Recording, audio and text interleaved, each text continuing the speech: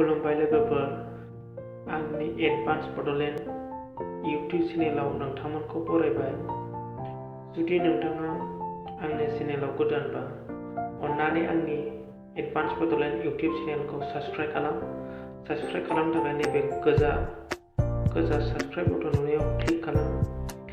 बेजों लोगोसे नैबे साइडआव फैनाय बेल आइकनावबो क्लिक खालामनानै अलाव होनानै ला, जाहाथे आं बिदिनो जायखिजाया साख्रिनि आपडेट, स्कलारशिपनि आपडेट बेफोरबायदिखौ नोंथाङा नुनो हायो आरो बेनिफ्राय लाब खालामनो हायो। जों दानिया BTC आ दानि बावैसो गोदानै एग्रिकालचार डिपार्टमेन्टनि रिक्रुइटमेन्ट हगारनायनि सोमोन्दै एग्जामाव मा फैगोन, मा सिलेबास बेनि सोमोन्दै रायज्लायनो।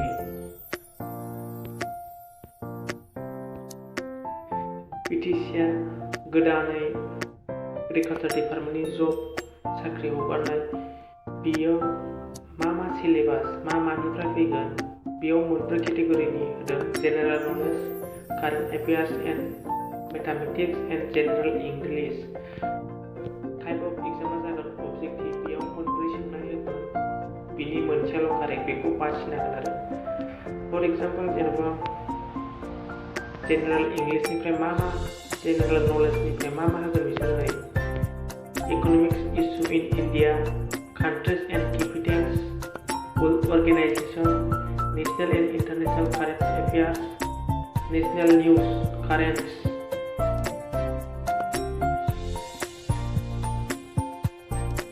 7 नाम्बाराव दं जाहैबाय 6 नाम्बाराव दं जाहैबाय इन्टारनेशनल इशू। 7 नाम्बाराव दं जाहैबाय इन्डियान कालचार। 8 नाम्बाराव science and innovation. 9 political science. 10 new invention. 11 scientific observations. 12 geography of India.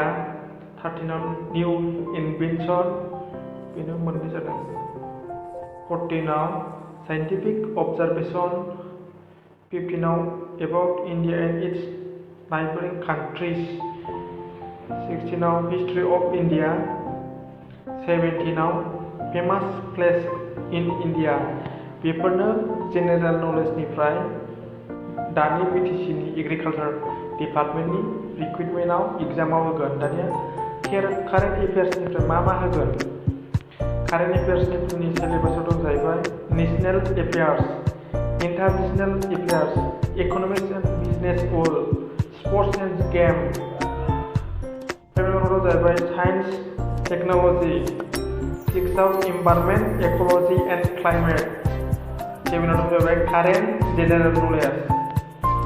मेथामेटिक्सआवबो नै नोंथांमोना मेथामेटिक्सनिखौ नायनानै लादो, मा दं नै पार्सेन्टेज, CF, NL, CM बेफोरनो फैगोन जेनेरेल मेथामेटिक्सनिफ्रायबो। आरो नै जेनेरेल इंलिश मोनब्रै केटेगरिनि दं। मोनफ्रोमबो केटेगरियाव जेनेबा जेनेरेल नलेजाव 25नि जागोन आरो बिदिनो जेनेबा कारेन्ट एफेयार्सनिफ्राय 25, जेनेरेल मेथामेटिक्सनिफ्राय 25, जेनेरेल इंलिशनिफ्राय 25। गासिबो अबजेक्टिभ टाइपनि मोनब्रै सोंनाय होगोन, बिनि गेजेराव मोनसेल' कारेक्ट, बेखौ बासिनानै लिरनांगौ।